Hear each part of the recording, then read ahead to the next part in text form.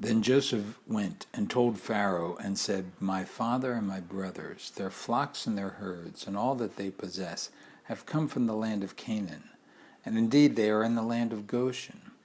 And he took 5 men from among his brothers and presented them to Pharaoh. Then Pharaoh said to his brothers, What is your occupation? And they said to Pharaoh, Your servants are shepherds, both we and our fathers.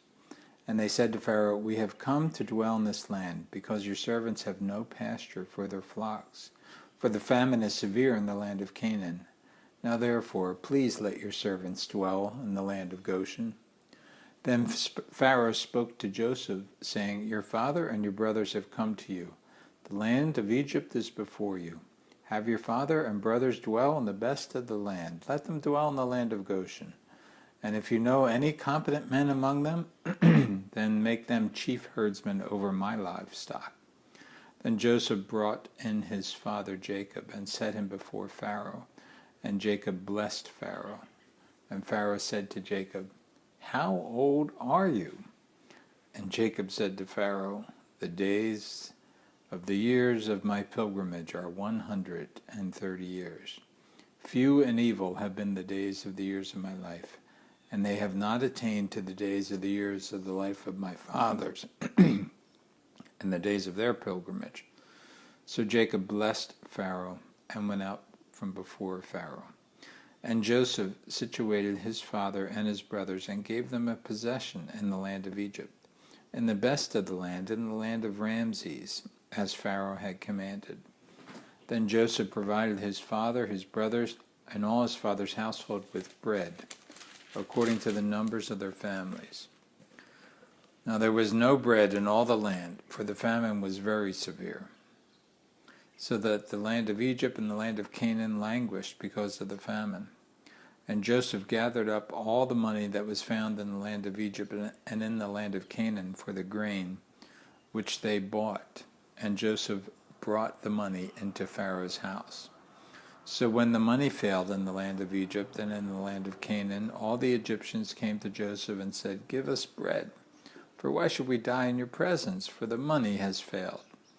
Then Joseph said, Give your livestock, and I will give you bread for your livestock, if the money is gone. So they brought the livestock to Joseph, and Joseph gave them bread in exchange for the horses, the flocks, the cattle, the herds, and for the donkeys. Thus he fed them with bread in exchange for their livestock that year. When that year had ended, they came to him the next year and said to him, We will not hide from my lord that our money is gone. My lord also has all our herds of livestock. There is nothing left in the sight of my lord but our bodies and our lands. Why should we die before your eyes, both we and our land? Buy us and our land for bread, and we and our land will be servants of Pharaoh. Give us seed that we may live and not die, and that the land may not be desolate.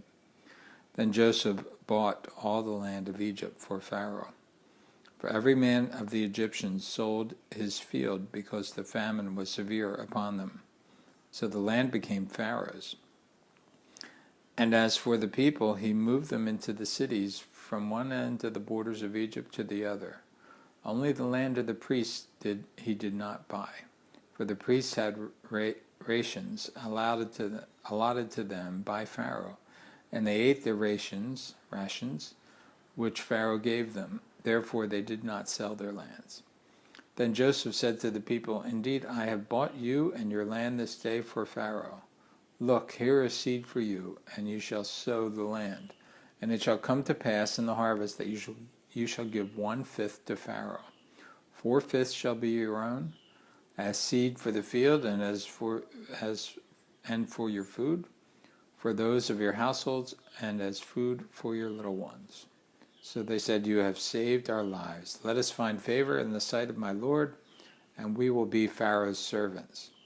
And Joseph made it a law over the land of Egypt to this day, that Pharaoh should have 1/5, except for the land of the priests only, which did not become Pharaoh's. So Israel dwelt in the land of Egypt, in the country of Goshen, and they had possessions there, and grew and multiplied exceedingly. And Jacob lived in the land of Egypt 17 years, and the length of Jacob's life was 147 years. When the time drew near that Israel must die, he called his son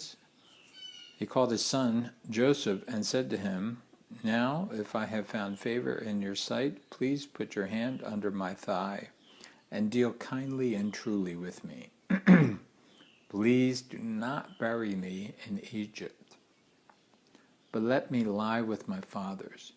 You shall carry me out of Egypt and bury me in their burial place." And he said, "I will do as you have said." Then he said, "Swear to me."